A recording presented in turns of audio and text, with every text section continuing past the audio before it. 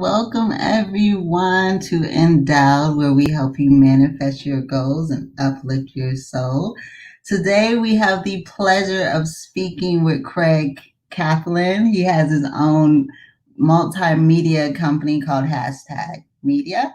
And with that, he was able to raise $80,000 to help fund musicians and people who work at music venues during a pandemic. So I really wanted to talk to him and figure out how the hell he did that, and where he got the fortitude to get that. And as I was thinking about that for our affirmation for this show, we were thinking about I live in a world with infinite possibilities.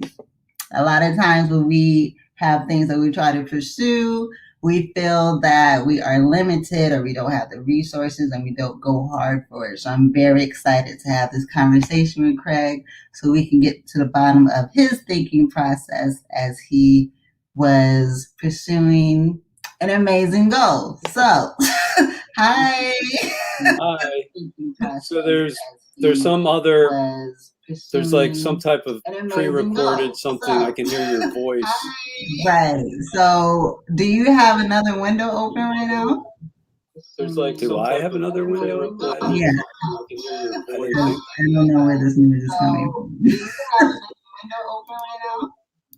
There's like, do I have another window open? Yeah. I don't know where this music is coming from. It's playing from somewhere. There's like, do I have another window open? Yeah. I don't know where this. Okay. We're good. Awesome. It is fixed, guys. So welcome. Thanks for having me. Yes, it is my pleasure. To be here. Today is actually the 1-year anniversary of the 3-day virtual festival that we called Love from Philly. And yeah. So. Yeah.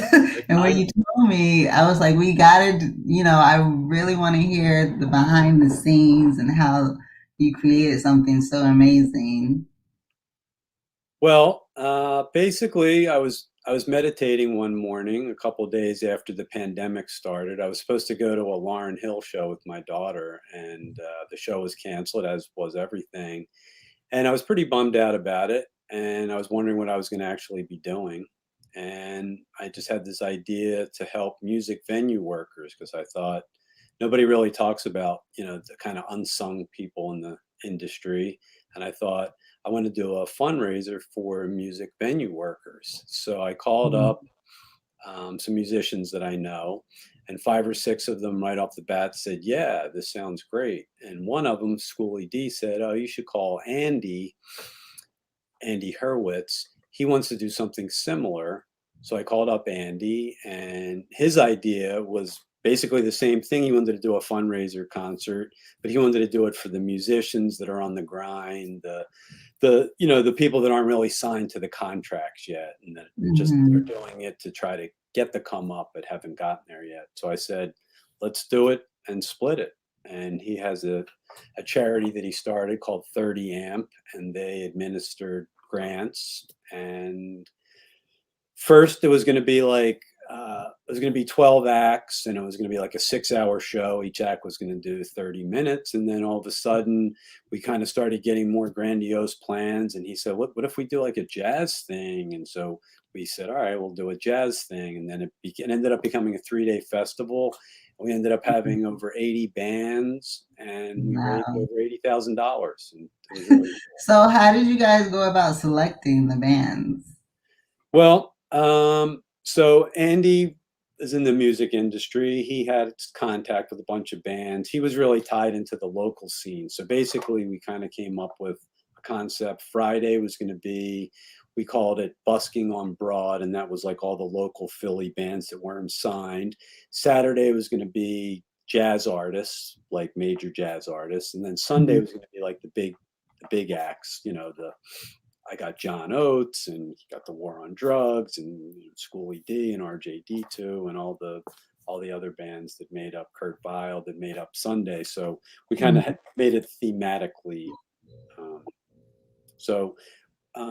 I would say I would say Andy probably booked, 40 or so, 45 Mm-hmm. the acts. Mm-hmm. I got 20 some, and then we ended up getting a production partner, um, and they got a handful of acts too. So it was a Philly acts was the key. We wanted all. Right. Only faux Philly, only Philly. That was the concept. Of course. So I remember you was telling me like, because initially you were just gonna have these musicians like shoot out of their homes or whatever, and then you got an email from someone who wanted to be involved. You know what I'm talking about? No, so it was kind of so at first I'd reached out to like one of the big concert promotion companies, and so they were going to kind of be involved, and then they ended up deciding they were going to do their own thing. So we just kind of kept pushing ahead, and Mm-hmm. pretty much everybody shot from their home. I mean, some people, one guy did something in a park, but it was Yeah. all it was the height of the lockdown last year. So it was May 1st, 2nd, and 3rd was the actual event, but people had to submit their stuff by, like mid to late April. Mm-hmm. So There was a woman that owned a music venue. oh, so yeah, so what happened there was so I reached out to about 5 or 6 music venues initially, and Andy had a ton of letters from musicians that were, looking to get some help. And Mm-hmm. one of the last days of our group meeting, so um, Will and Joe and Andy and myself, we met every day. Like we did these Google calls for, an hour or two sometimes. And this one particular day, Andy said, I want you to reach out to the fire. And I was just kind of like, I'm too busy to try to add another venue. It was like a week before the show. And I Mm-hmm. happened to glance down at my phone, and the woman that owned the fire sent me an email during this call saying, I saw your interview on Fox or something that morning, and she wanted to, could we be involved? So I called her right off the bat and said, hey, it's Craig, I just got your email. You're in. And she Mm-hmm. was like so touched. She just started to cry. She's like, really? I'm in just like that? And then I told her, hey, well, my partner in this actually was trying to get me to reach out to you and you emailed me. So it was like one of those kismet type things. So we Right. included the fire, but we didn't shoot anything at the fire other than her son hosted one of the segments from there. But Oh, yeah. okay. So when it came to the actual fundraising part, how did you guys get the money? So we had some sponsors. Mm-hmm. That got involved, including the W Hotel and AAA, which I don't know if you know what AAA is all about, where you from. Yeah. Like if your car breaks down Yeah, or yeah, yeah. So they were involved, and then it was like a lot of people just making donations and stuff like that. So, oh, okay. So can we get into that? Because this is where fundraising gets pretty complicated for people. So really the best way to do it is to go to get sponsorships. You get sponsorships? so I mean, I've probably done like I don't know 300-400 events in my day. So you can do anything from getting sponsors to like big sponsors like corporate sponsors, or you could get individuals to buy tables or sponsorships. Obviously, there wasn't really a table at this. Mm-hmm. There's in-kind sponsorships, and then there's straight up donations where people could buy tickets. So I've done like a lot of golf tournaments or just charity dinners, and people could pay $100 for a dinner or something like that. And Yeah. so it really ranges from, and then you would try. So if I'm doing say a dinner event, I might try to get the caterer to donate everything so that more of the money falls to the bottom line to benefit the nonprofit, whomever that might be. Okay. So why Well, would you focus like musicians? You said you had a vision. Is there like yeah. So as far as so music's like a main theme in my life. Music's my main interest. Um, that particular day, I just started to think about the music venue workers for whatever reason. Like my first thought was that it was a bummer that I didn't get to see Lauryn Hill with my daughter that night.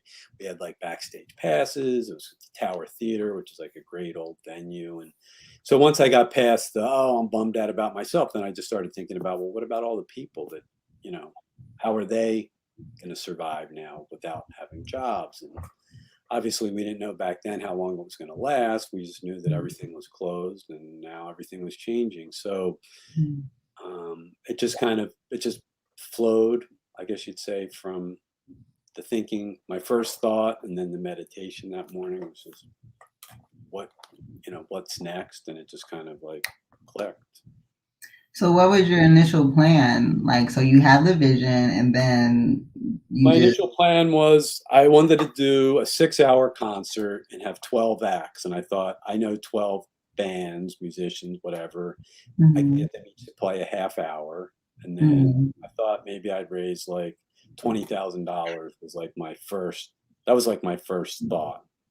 And then once Andy got involved, we ramped up and then we ramped up some more, and then Our People Entertainment got involved. And then I was like, my goal was 100,000 and we only got to 80. But yeah, so I kind of fell a little bit short, but it was, yeah. I think you did well. Yeah. So during this time, I know a lot of times when we have these goals and we set out to do, something this incredible, did you ever like question yourself or like experience self-doubt? So interestingly enough, in this particular instance, from the moment I had the idea, I never had any doubt. It was like I felt like I was meant to do this thing, and there was nothing that was going to stand in my way. I was like 110% committed. Yeah, there were some no's along the way. I'm not going to name any names, but it wasn't like I called up and everybody was just like, yeah. And some people took longer than others, but it was just like a labor of love. And literally we worked 14, 15-hour days for like 6-7 weeks, all of us, to make this thing happen. And none of us got paid. We all did it, for free. So it was truly, the city of brotherly love and, sisterly affection and all that thing. It was great. So I've done a lot of different things in my day where, yeah, sometimes the doubt creeps in. You kind of just tell yourself, what am I doing this for? And, that's how I would normally get past it. But in this case, it was just, yeah, I never questioned once what I was doing, if it was going to work, or, I also, truth be told, didn't realize the amount of work that was going to be needed for all the back end stuff. So the Our People Entertainment crew, I mean, they were essential. Like without them, we would have, not had such a great event. But they were the ones controlling like the cameras and all that. The switching, and they put the whole program together and dropped the logos in, and like I'm not a technical person at all, and I usually just hire somebody for that.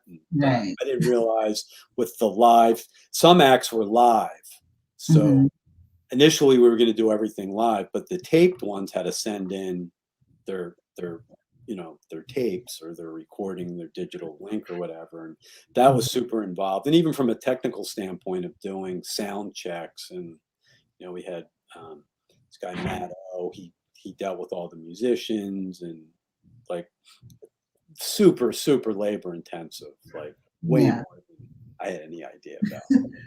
And you know what I find interesting too about what you did is because a lot of times we get hung up on, because you did want the major stars to be a part of this, but the fact that you was able to still get to 80,000 without these major stars, I think a lot of times we kind of get hung up like we feel like we need, people with all this connections and. Yeah, I mean, the war on drugs is they're pretty major. I mean, we had some Apple Fallen Oats. Okay, well, I'm just saying. Like, I don't even know who Schoolie D was. Well, the Godfather of gangster. Come on. Yeah. I mean, these are major, but I mean, like the Will Smith and Joe Yeah, Scott. well, yeah. He was on my list. I imagine him like doing an intro and playing, part of Summertime. Like, Right. that part didn't come true, but right. But you still were able to do like pretty incredible things without having this. This is the whole point of what I'm saying, Craig.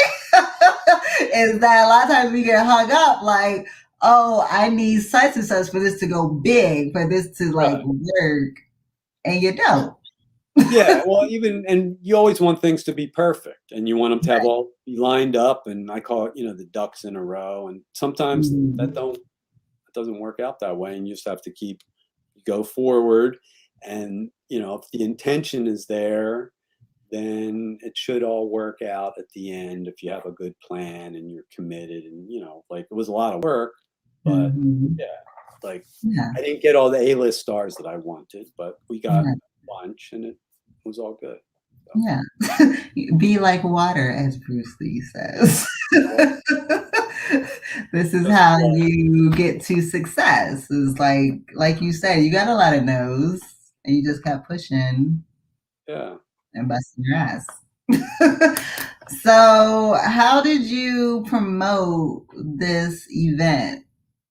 How did you get on Fox? How did you get on like these major? Well, so in a lot of cases, it's kind of like contacts that So like I have a really good relationship with Fox, and done. I've had a lot of people on there, celebrities that I've worked with, whether it's Eagle players or musicians. So I called them up. First of all, I wanted to have their co-host of the morning show be one of our hosts, because we had individual hosts. So, they said yes based on a personal relationship. And then of course, now their star, Alex Holly's involved. Then it's only natural that they might want to interview, some people for their show. So that was that was a tie-in.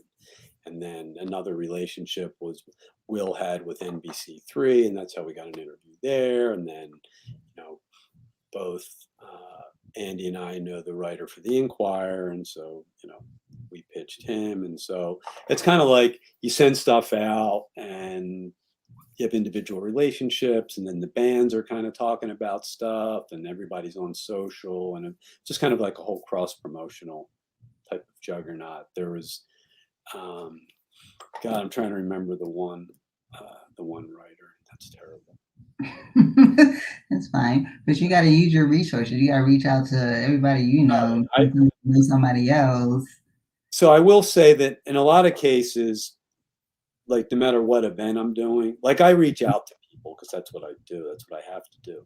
But I've never like just exhausted I'm going to just call everybody because it's for something. But I did in this case because it was I'm all in. Not that I'm not all in with clients and stuff like that, but to some point you don't want to get a no. So well, this may not be a good fit. I'm going after everybody here. Right. I mean, you were trying to chase every dollar. Yeah.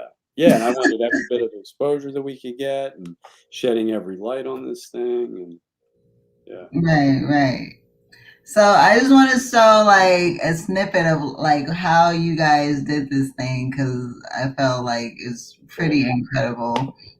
And the fact that these artists were so creative with how they set up and what they did, I thought was pretty cool. Oh yeah, this was one of my favorite.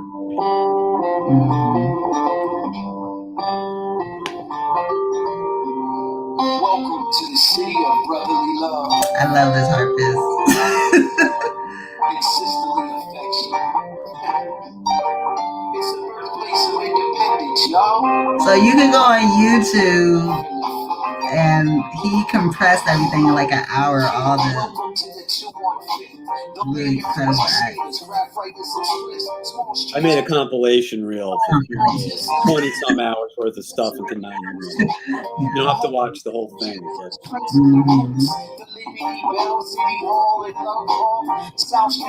So this one they did at the W, because the W. No. The W sponsored this, but it kind of looks like they're at the W because of where the logo placement is. But they did this in his or her.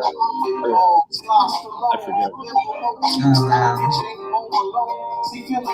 The W wasn't even built yet. Oh, wow. In fact, I think it's still under construction.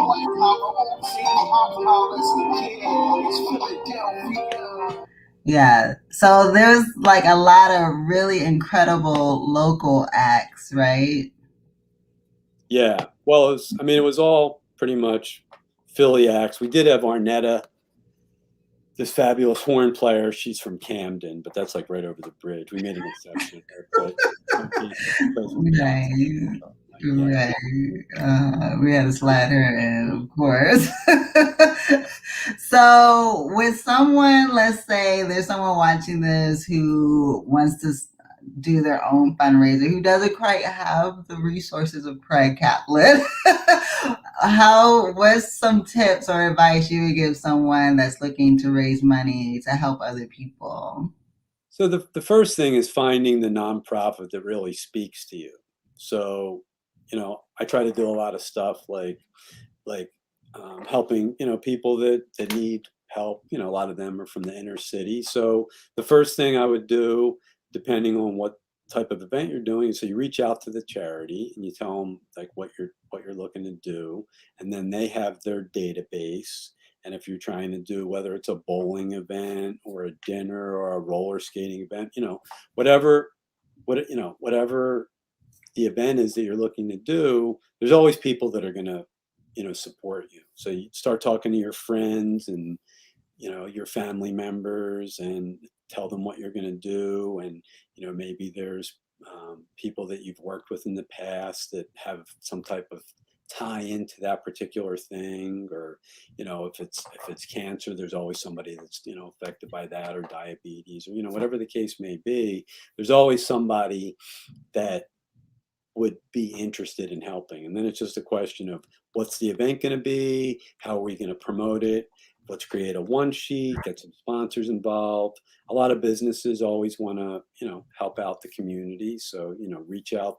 Maybe there's a place that you love to go to eat, and, reach out to the owner. Hey, can you supply food? We're trying to do this. Or there's always a way. Or, if they want to call me, I'd be happy to, get involved, give them some tips, maybe make a couple calls. So. So we'll leave your information in the bio. but that's one thing I would have to say that I've learned for you is that to get over the fear of asking, because a lot of times we get intimidated of reaching out to like businesses or major corporations, and it's kind of like, you don't know what it could be, yes, or it could be no. Like either way, it's not gonna hurt. If you don't ASK, you can't GET, right? Right. But, even if you don't have a big following and you're just coming out of college, like the bottom line is, even without a previous track record, if you have a good idea for the event and there's people that you want to help, typically people are going to jump on board. And that, hey, you tell them right off the bat, hey, this is the first time I've done this, but, your heart's in a good place. And, like you're starting your social stuff up then. And it's like, all right, let's these companies want to build brand awareness. So brand loyalty. So. And that was something really beautiful about the pandemic is we saw a lot of people that were willing to like help each other. Cause I know like me and my best friend CC, we raised $1,000 for like masks. It just seemed like people were just very giving around that time. And it was a hard time, but it also had beautiful moments weaved in there. Yeah, like definitely. Yeah. The good side of people amidst the chaos. Yeah, I think for the most part, people want to do the right thing for the most part. When they can help, they can help. And even, some of the best stories are the people that they're experiencing hard times themselves, and but as spread thin as they are, they're out in the community and making meals or giving somebody else, some money or helping somebody, and they're the stories that really touch me too. It's like, Yeah, yeah, if you're rich, it might be easy to give, but if you're on your last $150 and you're like making a meal for somebody, I mean, that's pretty deep. yeah. I think what was interesting too, we saw a lot of people that we thought was rich, and then when the pandemic hit, we realized they wasn't rich. Especially in like the music industry and the film world, because they weren't booking. I mean, it was sad. Like I was sad. Who are these people you But thought were rich? huh? You got some names for me?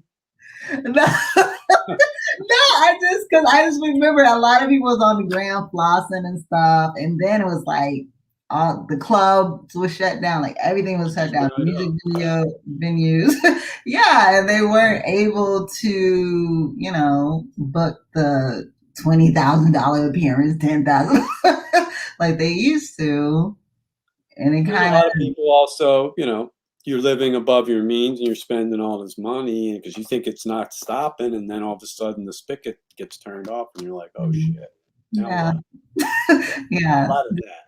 Last year was definitely a year of learning lessons. Yep. hmm So, what are some things that are in the works with Well, Craig and so hashtag? so Yeah. there's a couple really cool things. So my dad actually, he promoted a show back in 1968. It was called Let's talk about your dad right quick. Who's your daddy? What he do? What he have? Well, so his birthday would have been, well, is May 3rd. He passed a couple years ago, but Mm-hmm. so it was kind of cool that our event took place May 1st, 2nd, and 3rd last year. So the final day was actually on his birthday. Yeah. A band that he booked at the Atlantic City Pop Festival, which is a concert he created and promoted back in 1968, I was able to reach out to them, and so I called the dude up and I was like, hey, I think you know my dad. And he was like, oh yeah, Shelley was a great guy. And so he performed like at his concert in 1968, and then mine in 2020. So that was pretty cool. That's so sweet. Yeah. But so that was pretty kismet, and it was just it was great to my son was involved, and he had an idea to get RJD2 and reached out to his manager, and Because your son is also involved in the music industry well, he now. loves music. Yeah, he actually graduates from Temple next week and Mm-hmm. be in the industry. I mean, he kind of has been. He's promoted shows himself and Mm-hmm. stuff to help This him is out. like a family business for you guys. Kind of, yeah. I mean, it didn't start out that way for me. I was in marketing, but I had tried to get into the music industry, but was kind of thwarted a bunch of times and ended up getting into the industry via sports. So Mm-hmm. professional athletes, and then that led to working with chefs and charities, and then like music was always my main interest and love. So Yeah. I kind of was always delving back towards that. But Right. yeah, so what was really cool was, so May 1st at around 7:30 p.m., I saw this guy that Andy had booked, Zeke, and I was just like blown away by him. Like his voice just floored me. And so I emailed him, and I was just like, yo, great set, dude. And we just started talking, and then he sent me over this video. He's like, we take a look at this video. And so I looked at his video, and I loved the message of it. And his voice was phenomenal. And I was like, if you don't mind, I got some notes for you. And I gave him some notes on his video. Not some, like a lot. I wasn't sure I was going to take that. And he was just so gracious. In fact, he stayed up like all night making all these changes. And when he sent the video back to me, like I got it the next morning, it was like timestamped like 3:47 or 4:40, something like he was up all night making the changes. Yeah. But the thing that really struck me was he gave me co-directorial credit just based on, the changes that I sent him, which floored me because that's just like so gracious. Mm-hmm. Having worked with a lot of musicians, like that doesn't happen. So I started to talk. And one thing about Craig, I just want to say, he's the kind of person, he'll see something, and if it needs to be fixed, he'll let you know. It's up to you whether you're going to take his advice, but Craig is good for giving you unsolicited advice. When he asked me about your logo, I was like, well, I don't know. I might use that.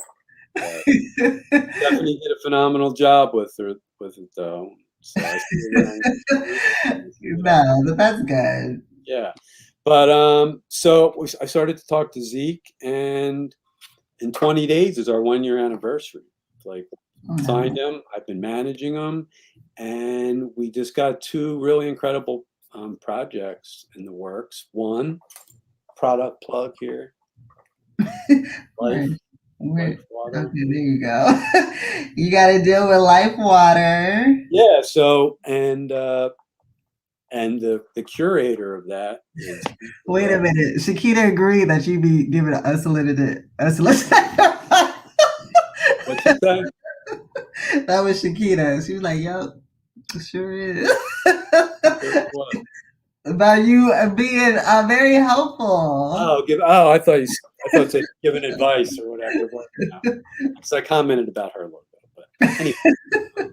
Yeah, so this Life Water thing's going to be awesome, and Zeke's also working on this other project for Black Music City, and he's remaking the Bilal classic Soul Sister, which yeah. So we got a multimedia project on that front.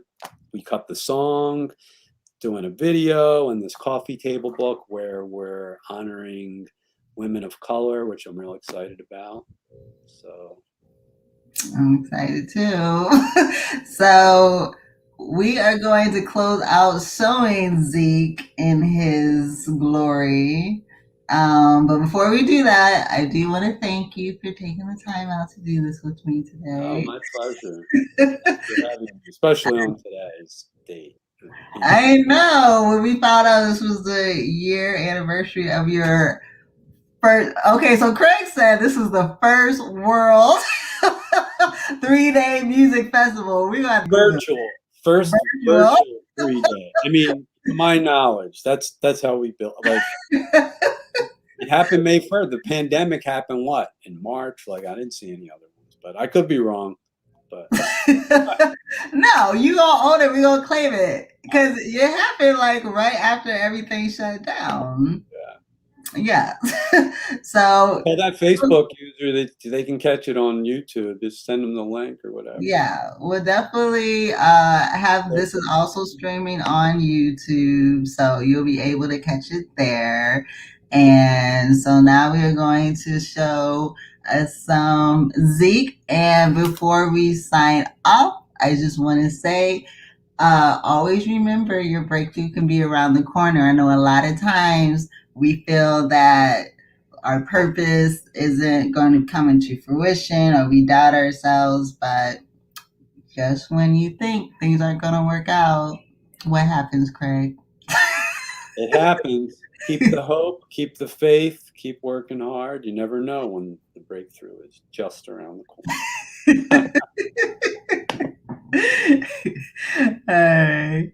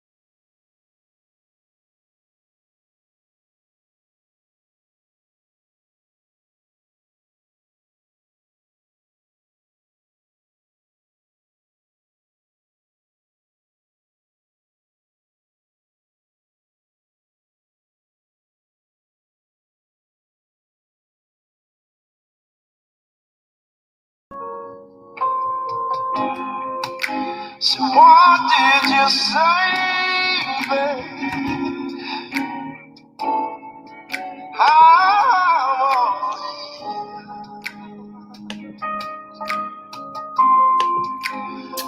Some people are saying they can't hear the video. Let me try it one more time. See what's going on.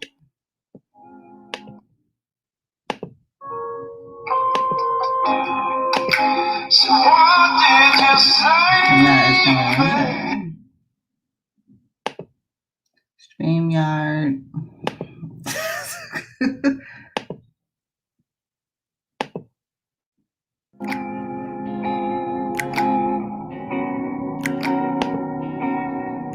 Let me know if you can hear it now. Okay.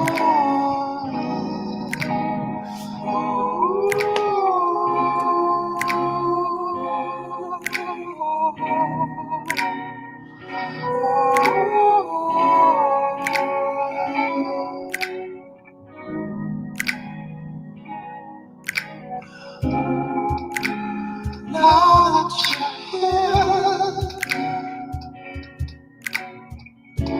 feel the shine. All you know, I feel so right.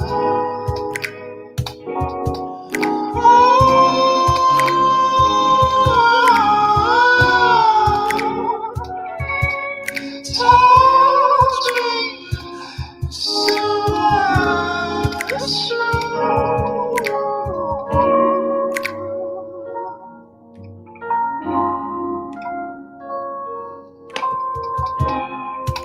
so what did you say, babe?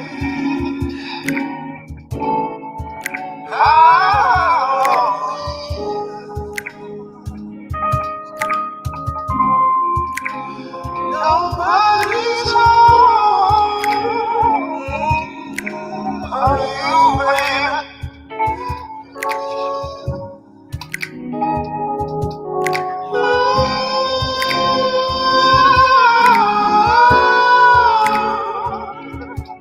Touch me, that's alright, that's true. Oh yeah.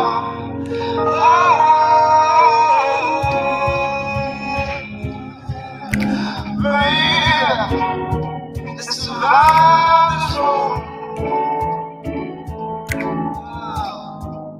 So don't ever leave me.